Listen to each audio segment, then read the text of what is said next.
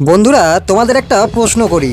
যদি একটা ভুল আম্পায়ারিং ডিসিশনের জন্য একটা ম্যাচ পুরো ঘুরে যায়, তাহলে আসল দোষটা কার? আর যদি সেই ভুলের জন্য আবার প্লেয়ারকেই শাস্তি পেতে হয়, তাহলে আম্পায়ার কি একদম সেফ থাকা উচিত? আর এটা কি একদম ন্যায্য এক ডিসিশন? আজকের এই ভিডিওতে আমরা জানবো রঘুবংশী কি কাল আসলেই আউট ছিল নাকি নট আউট, থার্ড আম্পায়ারই বা কে ছিল, আর তার কি কোনো শাস্তি হয়েছে?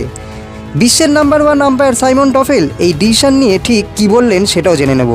আর সবশেষে জানবো কেকেআর এখন কিভাবে আইপিএলের প্লে অফে পৌঁছতে পারে। অনেকের মতে রঘুবংশী ক্লিয়ার নট আউট ছিল, আর এই কথাই বলেছেন ক্রিকেটের number one umpire Simon Taufel. তার মতে ক্রিকেটের রুল বুক শুধু নিয়ম নয়, এখানে আম্পায়ারের বিচার বুদ্ধিও গুরুত্বপূর্ণ। রঘুবংশী ইচ্ছাকৃতভাবে বল আটকানোর কোনো চেষ্টাই করেনি, সে শুধু নিজের ন্যাচারাল মুভমেন্টে নিজের লাইনে ছিল, অর্থাৎ এই আউটটা দেওয়া উচিত ছিল নট আউট হিসেবে। এখন আসল প্রশ্ন এখানে, এই ভুল সিদ্ধান্তের জন্য কি থার্ড আম্পায়ারের কোনো শাস্তি হয়েছে? এর উত্তর হলো না, কোনো শাস্তিই হয়নি, বরং উল্টোই হয়েছে। রঘুবংশীকে 20% ম্যাচ ফি জরিমানা করা হয়েছে এবং তাকে ওয়ার্নিংও দেওয়া হয়েছে, কারণ আউট হওয়ার পর সে রেগে গিয়ে রিয়্যাক্ট করছিল।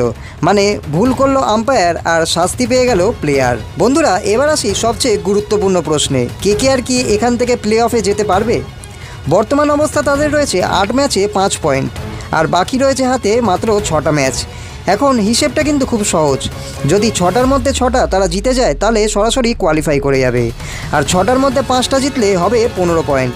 আর আইপিএলে সাধারণত 15 পয়েন্ট থাকলে প্লে অফে যাওয়া যায়। ইতিহাসেও কেকেআরের জন্য 2014 সালে তারা এই ম্যাচগুলো জিতে চ্যাম্পিয়ন হয়েছিল। তাই আশা কিন্তু এখনও শেষ হয়নি, কিন্তু চান্স কিন্তু খুবই কম। তো বন্ধুরা, তোমাদের কি মনে হয়, কেকেআর কি প্লে অফে পৌঁছতে পারবে? আর কালকের এই ভুল ডিসিশনের জন্য আম্পায়ারের কি শাস্তি পাওয়া উচিত ছিল? কমেন্টে অবশ্যই তোমাদের মতামত জানাও। আর এরকমই রেগুলার আপডেট পেতে চাইলে চ্যানেলটাকে সাবস্ক্রাইব করে বেল আইকনটাকে অন করে রেখো।